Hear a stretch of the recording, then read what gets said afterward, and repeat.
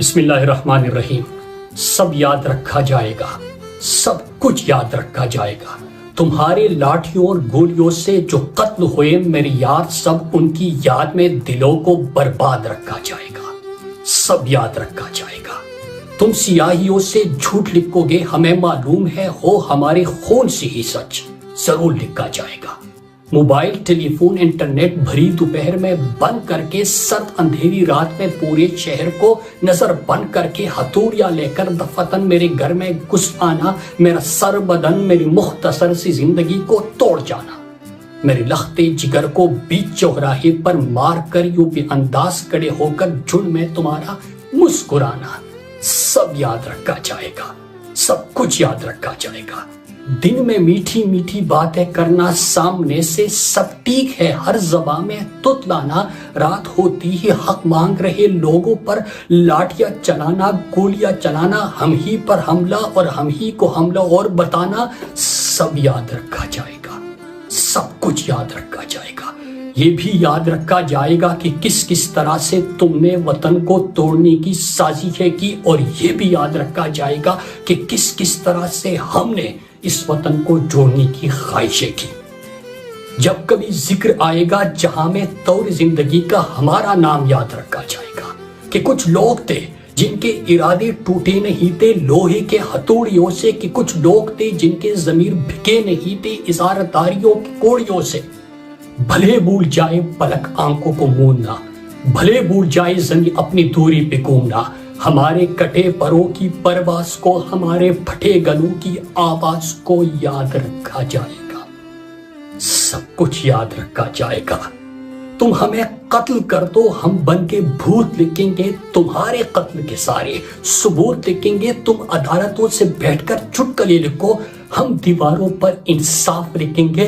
بہرے بھی سن لے اتنا زور سے بولیں گے، اندھے بھی پڑھ لے اتنا صاف لکھیں گے، تم زمین پر سن لکھو، آسماں پر انقلاب لکھا جائے گا،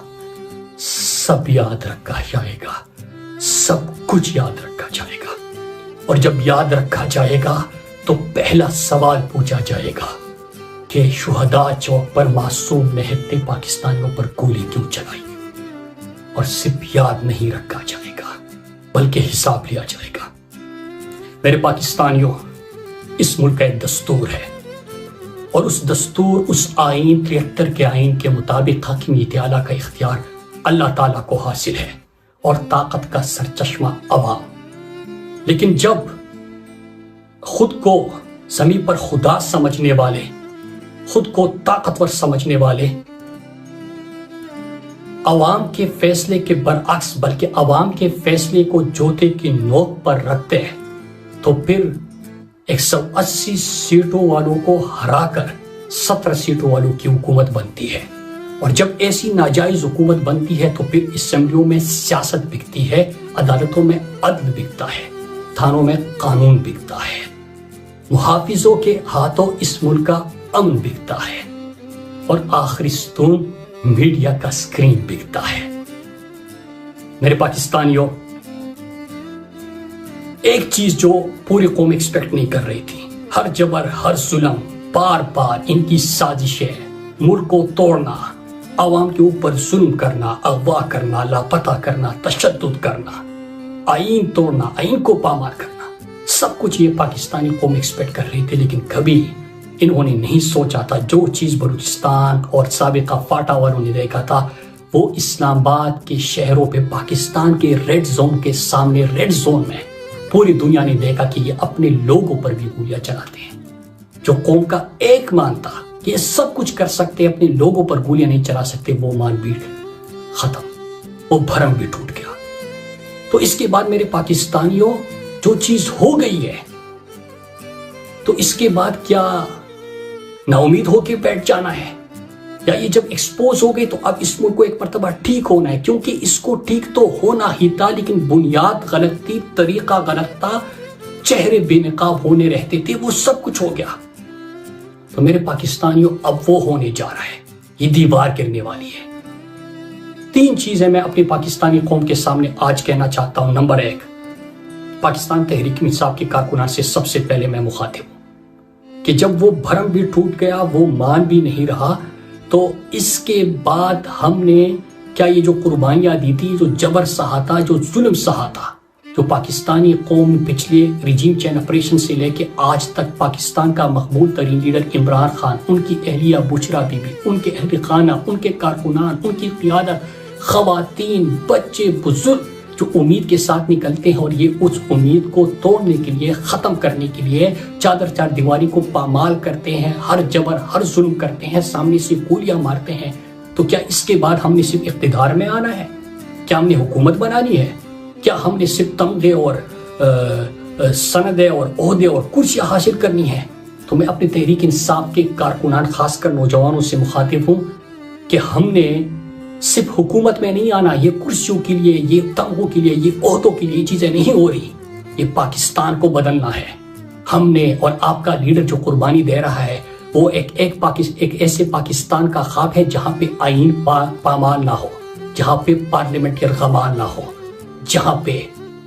کسی جنرل کا بھی قانون توڑنا مجال نہ ہو۔ ایک ایسا پاکستان بنانا ہے جہاں پہ جس کا جو کام ہے، جو آئین پاکستان میں درج ہے، وہ کرے گا۔ پارلیمنٹ کا یغمال نہیں ہوگا، قانون سازی ہوگی، عدلیہ آزاد ہوگی، میڈیا آزاد ہوگا، سب کو حقیقی آزادی حاصل ہوگی، اور چوکیدار کا کام چوکیداری کرنا ہوگا۔ ایسے پاکستان کی جدوجہد کرنی ہے، مشکل ضرور ہے، لیکن جس حد تک پہنچ گئے ہیں اس کے بعد اس کو ٹھیک ہونا ہی ہے۔ نمبر 2، میں پاکستانی قوم سے، اپنے پاکستانیوں سے مخاطب ہوں کہ آپ نے بہت قربانیاں دی، آپ نے جس طرح کے ہزاروں نشان عمران خان کی یاد رکھے، جس طرح عمران خان کے نام پہ اور تصویر پہ پابندی لگی، اب ایک رشتہ بن گیا ہے۔ پہلے بحث ہوتی تھی مائنس عمران خان، پارٹی کو توڑنا، ان سب چیزوں کی، کوئی شخصیت آیا، کوئی گیا، کوئی کسی نے پارٹی جوائن کی، کسی نے چھوڑ دی، اب یہ بیچ میں کوئی نہیں ہے۔ پاکستانی قوم اور عمران خان کا ایک مضبوط رشتہ بن گیا ہے، اور رشتہ وہ پاکستان کو ہمیشہ کے لیے ٹھیک کرنا ہے۔ لیکن میرے پاکستان میں جدوجہد آپ نے جاری رکھنی ہے، اور آپ نے بتانا ہے کہ آپ اس ملک میں کرایہ دار نہیں، اس کے مالک ہیں، اور آپ ہی اس کے بقا کے حتمی ضامن ہے۔ یہ ملک آپ کا ہے، یہ گھر آپ کا ہے، یہاں پہ آپ کی مرضی کے فیصلے ہوں گے، کوئی فرد واحد یا کوئی بیرونی طاقتیں پاکستان کے فیصلے نہیں کریں گے، یہ حق آپ نے ان سے چھینا ہے۔ تیسری چیز، سوشل میڈیا والے آئین کا ہر آرٹیکل لے کے آتے ہیں، اور جو یہ خود کو آئین اور قانون سے بالاتر سمجھتے ہیں وہ توڑتے ہیں، اس کا ذکر کرتے ہیں۔ یہ آپ تو جاری رکھیں گے، لیکن میں اپنے آئس سے فوریت کو کہتا ہوں کہ جب بھی آج سے آپ کے اسٹڈی سرکلز ہو، جب بھی آپ گفتگو کرے، جب بھی آپ کنونشن کرے، تو آئین پاکستان 73 کا آئین ملٹری آئین کی بات نہیں کر رہا جس طرح کے لوگوں کو اغوا کر کے ترامیم کی گئی۔ آپ نے آئینی حقوق اپنے سمجھنے ہیں، پھر ان طاقتور جو خود کو سمجھتے ہیں ان سے سوال کرنے ہیں،